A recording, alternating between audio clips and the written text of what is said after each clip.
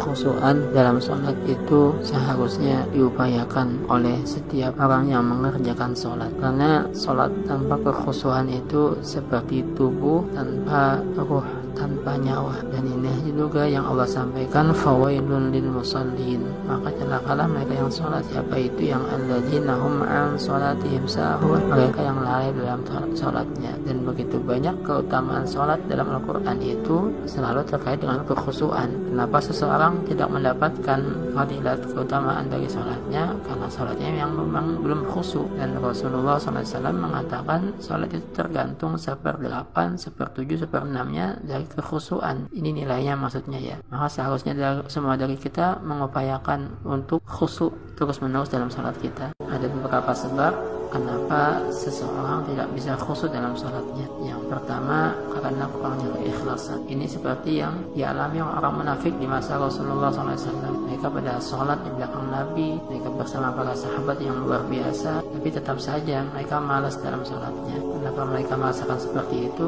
Karena sholat mereka adalah yura'unan nas, mereka selalu ria kepada manusia. Seperti yang Allah sampaikan dalam surat An-Nisa ayat 142, innal munafiqina yakhadi'una Allah wa huwa khadi'uhum wa idza qamu ila sholati qamu kusala. Sesungguhnya orang munafik itu menipu Allah, padahal Allah yang menipu mereka. Dan ketika mereka berdiri untuk sholat, mereka berdiri dengan malas-malasan. Karena apa? Yura'unan nas, karena mereka ria kepada manusia. Karena ketika seseorang berat dalam sholatnya, artinya dia nggak khusyuk. Karena sholat yang khusyuk itu pasti akan nikmat, pasti akan nyaman, pasti akan betah ketika sholat. Juga ketika ada kumandang, kita akan senang sekali karena ini adalah waktu kita untuk komunikasi dengan Allah. Ini sebab yang pertama, kurangnya keikhlasan. Maka sebelum sholat usahakanlah untuk bisa memasukkan keikhlasan ini ke dalam hati kita. Kita niatkan, ya Allah, aku sholat ini karenamu, ingin selalu dekat denganmu, agar engkau selalu menolongku, agar engkau selalu mencintai dan menyayangiku, agar engkau mengampuni segala dosa-dosaku. Aku salat ini untuk bersyukur atas segala nikmat yang kau berikan, ya Allah. Jadi kita sama lagi ya sobat. Faktor kedua yang menyebabkan beratnya kekhusyuan dalam salat adalah karena dosa dan maksiat. Inilah yang Allah sampaikan dalam surat Al-Mutaffifin ayat yang ke-13, kalla bal qana ala qulubihim ma kanu yaksibun. Kali-kali tidak, bahkan dosa yang mereka lakukan menjadi roda di atas hati-hati mereka. Ini yang Allah sampaikan dalam surat Al-Anfal ayat yang ke-24,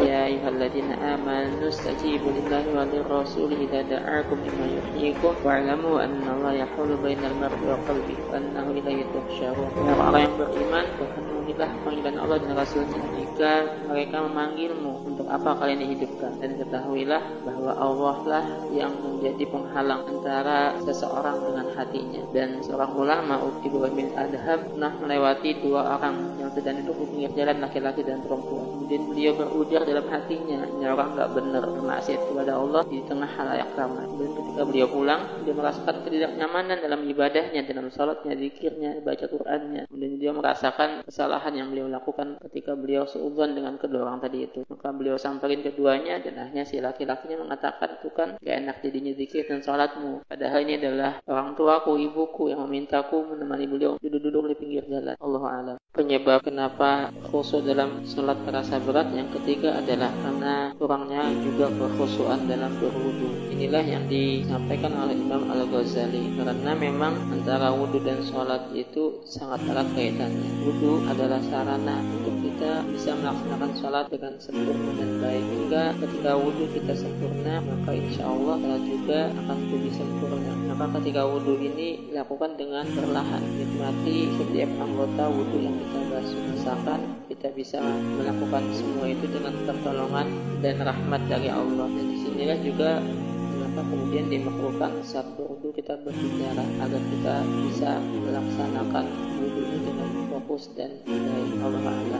Sebab yang keempat kenapa khusyuk itu berasa berat adalah karena kurangnya persiapan. Pakai baju yang seadanya ketika sholat, baju yang ada gambarnya, baju yang terlalu tebal atau baju yang sempit. Hanya ketika sholat dengan baju yang seperti ini, pikiran kita jadinya ke baju, tulisan yang ada di baju misalnya, atau karena terlalu sempit hanya misalnya naik bajunya pas mau sujud jadi akhirnya megang-megang baju, atau kalau kebesaran jadi akhirnya merhatiin bajunya biar jangan jatuh-jatuh, atau misalnya ketika mau sholat belum mandi masih berasa gerah peringatan, akhirnya pikiran kita pas sholat ya ke gerahnya itu bukan ke sholat jadinya kan ya. Atau ketika mau sholat saat mau buang angin, buang air, atau ketika sangat lapar misalnya, hanya pikiran kita ya ke situ jadinya bukan ke sholat. Maka persiapkan dengan baik kondisi kita saat mau sholat ini agar kita benar-benar tidak ada yang ngeganggu, pikiran kita benar-benar tertuju ke sholat kita saja. Penyebab kurangnya kekhusyuan yang keempat adalah karena tidak memahami apa yang dibaca ketika sholat. Dalam surat An-Nisa 43 Allah mengatakan, ya ayyuhalladzina amanu la taqrabus sholata wa antum sukara hatta ta'lamu ma taqulun.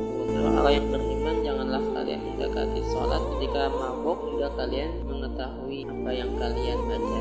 Maka saat kita tidak paham dengan apa yang kita baca dalam sholat itu ya kurang lebih kayak orang yang mabuk ya, karena apa yang dibaca tidak kita pahami, tidak kita mengerti, sehingga bagaimana kemudian kita bisa mengarahkan pikiran kita ke dalam sholat jika apa yang kita baca itu nggak kebayang isinya apa. Maka marilah kita belajar memahami makna dari apa yang kita baca di dalam sholat kita, dari iftitah, Al-Fatihah, surat, bacaan ruku, i'tidal, sampai tahiyat, sampai salam, dan salam kita akan jauh lebih terasa ke dalam hati. Penyebab beratnya untuk khusyuk yang berikutnya adalah karena terlalu cepat dalam mengerjakan sholat. Terlalu cepat ini bisa jadi karena bacaannya memang cepat atau bahkan yang cepat. Enggak, kemudian gimana kita bisa memahami, mengerti apa yang kita baca kalau kita bacanya terlalu cepat. Begitu juga gerakan. Kalau kita terlalu cepat bergerak, berpindah dari satu gerakan ke gerakan yang lain, gimana kita bisa menikmati? Yang ada dalam pikiran kita, ya yang penting cepat selesai jadinya sholat itu. Bukan kita menikmati, bukan kita memikirkan sholat, tapi kita akan memikirkan sesuatu yang di luar sholat tentunya kalau kita melakukan semuanya terlalu cepat. Atau bahkan kalau sampai tidak tumakninah, sholatnya bahkan tidak sah kemudian. Maka perlambat gerakan sholat kita, ruku, i'tidal, sujud, begitu juga bacaan kita. Pahami, nikmati dari apa yang kita baca dan apa yang kita lakukan di dalam sholat kita. Allahu a'lam.